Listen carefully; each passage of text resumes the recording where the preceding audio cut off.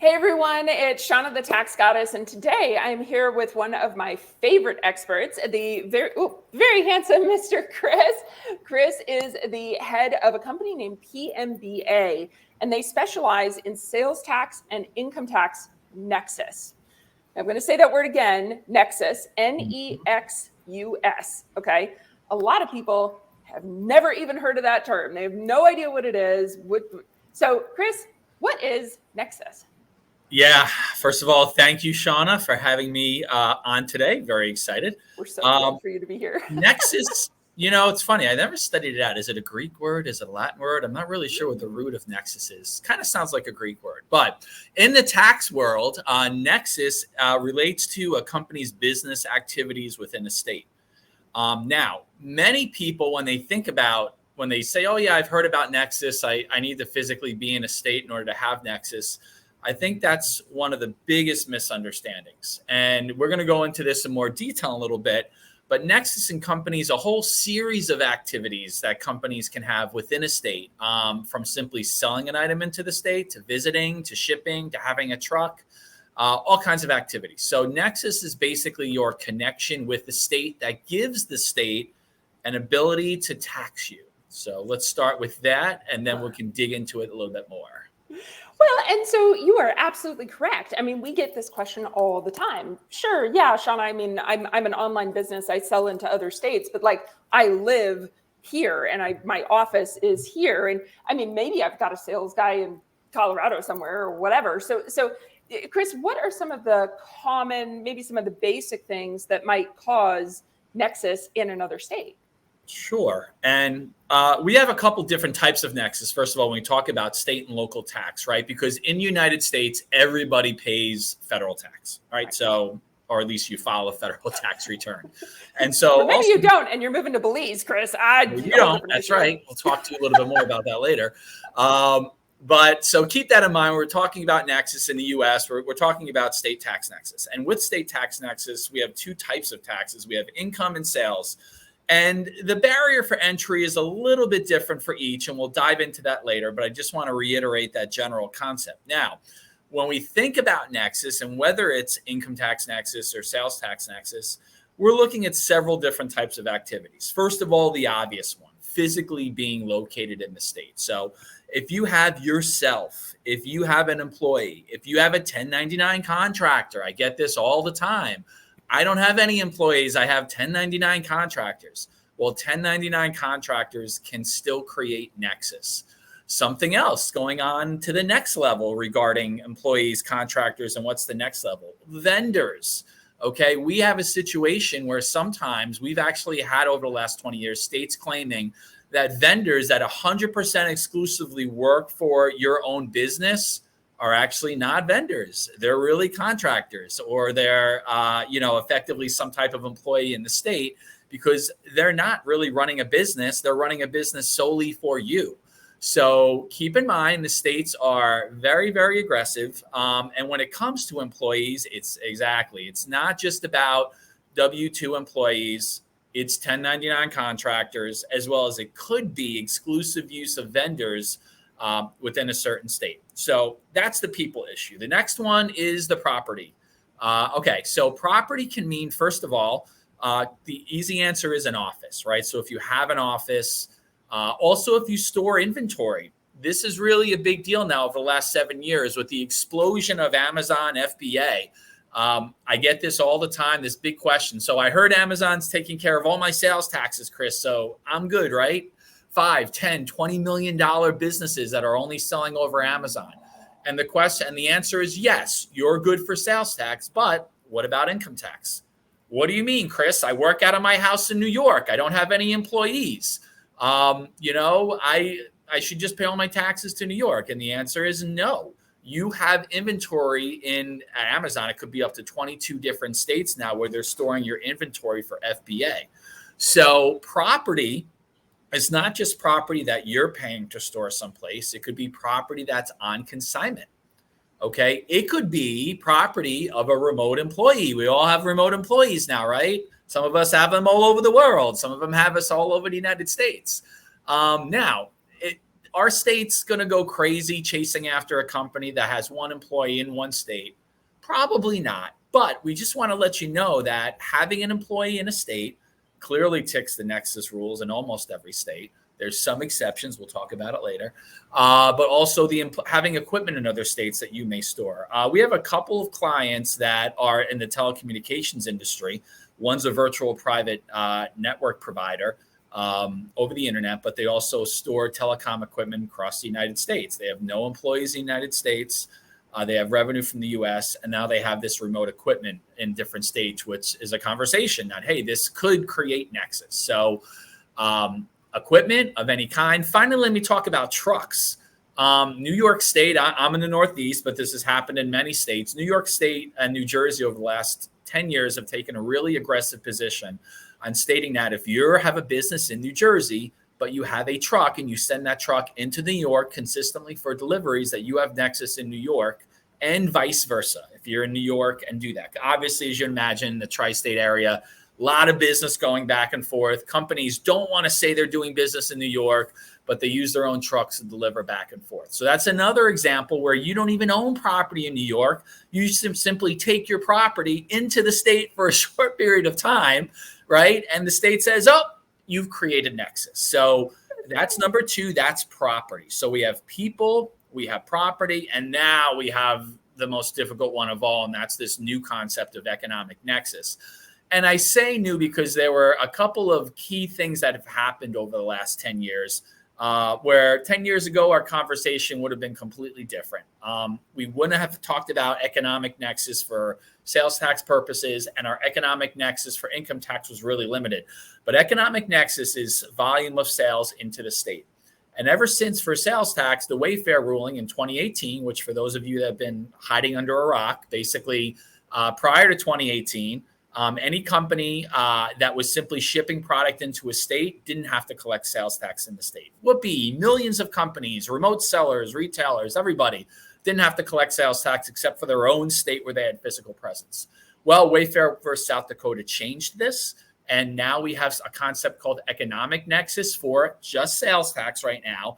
And that concept is $100,000 or 200 transactions in most states. And some states are different. But most states have at least that level of activity where you are required to do that. So if you're sitting here today and you've only thought about physical nexus, you're like, holy cow, never thought about economic nexus. Wake up, talk to your tax professional and see if you have that. Finally, for income tax, let me just finish with this one. For income tax, again, we'll dive into this a little bit later. You still have concepts of economic nexus, but they are controlled by certain types of rules on the income tax side where the federal government still has said, hey, every state can't tax every business in the United States. And there's some certain rules that we're going to make you abide by. Unlike sales tax, where the gloves came off with Wayfair, there are some restraints that states have around economic nexus. And we'll dive into that a little bit later more. But that's so we have people, property, and sales. Those are the three things that cause nexus in the U.S. And I think the biggest thing that I'm hearing out of everything you just said is even if you are trying to be a good, upstanding taxpayer, right? You want to do everything right. You want to cross all the T's and dot all the I's. There are cases, there are examples that you wouldn't necessarily think of. The trucks going in and out of New York. Why would you think that that would possibly cause property? And so for all of our listeners out there, right, this is why we always recommend just go talk to the Nexus people, okay? Go talk to the Nexus experts. Because, you know, the one thing that I love about Chris and his organization, you go talk to them and they look at your stuff and they go, oh, yeah, no, you're fine. Great, you're fine, right? Now, side note, that could change next year or the year after that if you do something new, right? So we've come across a lot of clients that have a Nexus study done every year, every other year. You know, let's just look at it. Let's just make sure.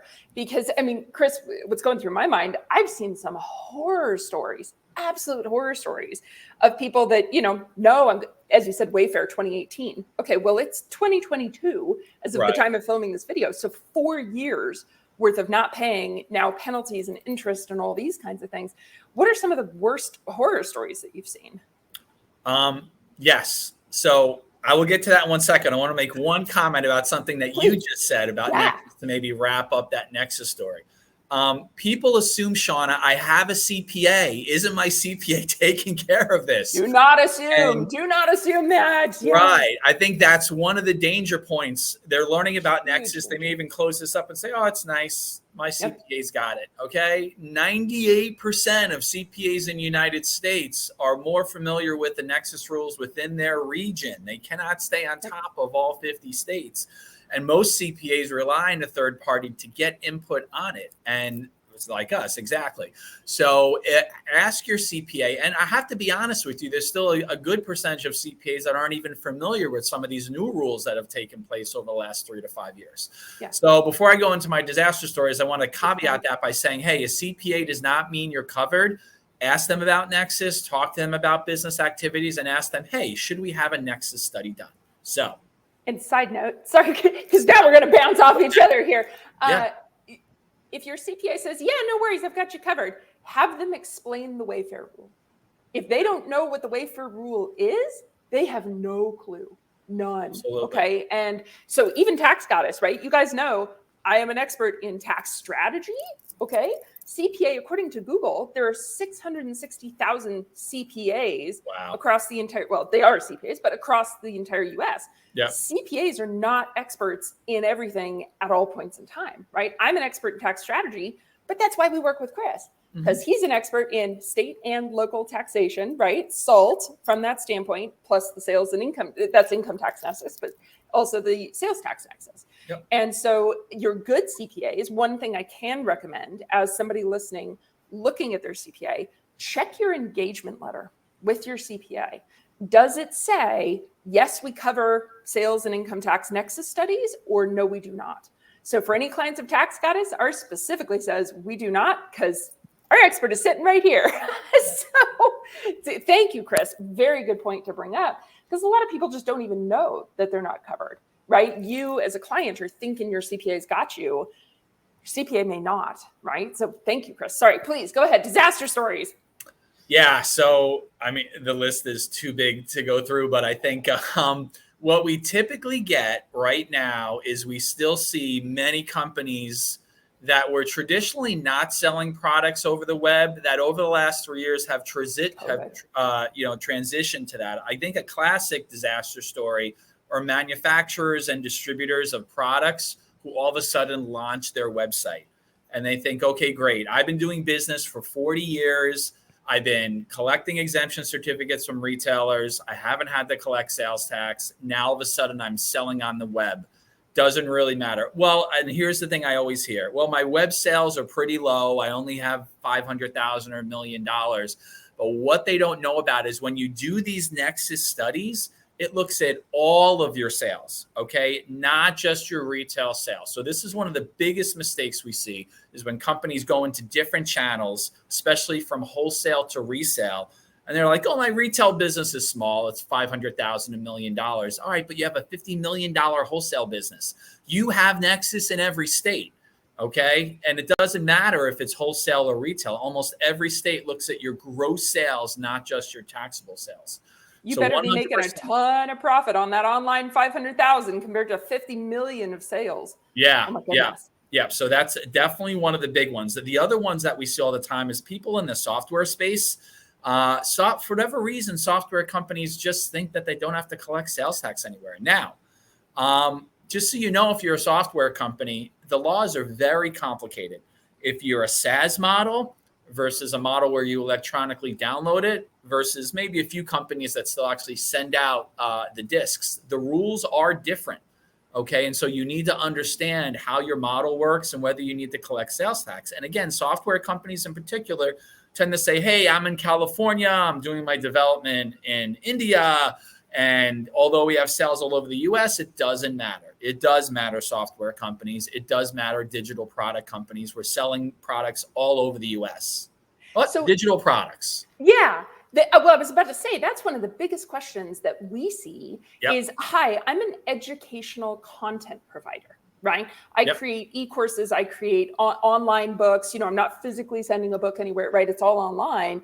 Do I need a Nexus study? Because everybody else is telling me, my neighbor, my friend, my aunt, uncle, no, I don't need this Nexus study. So what about the educational these content, these e-course providers, that kind of thing? Sure. All right. So first of all, there's some concept out there that just because you sell a digital product, it's not subject to sales tax and you don't have to file any income tax returns anywhere. Okay. That is wrong. 100% wrong. Currently about 15 to 23 states, depending on your digital product, tax forms of digital products. Okay. Now there's great big states like California, which is awesome. Yay. Thank you, California. They don't tax anything.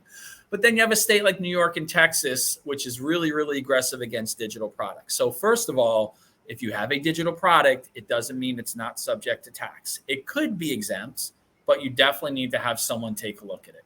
Okay. And then the next question is once you have that digital product, is it software or is it a non-taxable digital product? So we get this all the time. I speak to online educators and our questions go into kind of two areas. Okay, well, first of all, you have a platform, right, that you distribute your content over. Yes, we have a platform. Okay, are you charging a license fee? Well, we charge a monthly fee. Okay, well, what does that include? Well, it includes unlimited content and it includes access to our platform. That's kind of a typical fee. Okay, well, then we need to take a look and see what states actually tax potentially that type of product, which is, by the way, also there's a concept around educational products that they're exempt because everyone thinks they're a school because they call it educational. Yeah.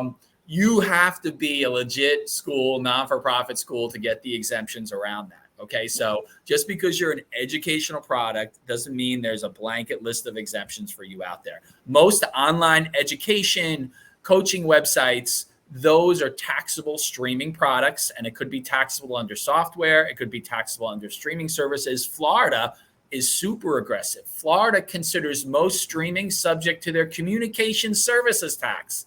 Have you even heard of that thing? Who the heck knows what the CST is? Yeah. That's a tax on individuals that stream video or audio content into the state of Florida. They treat you the same as a cable company, taxing you the same way because they say, hey, you're streaming video into the state.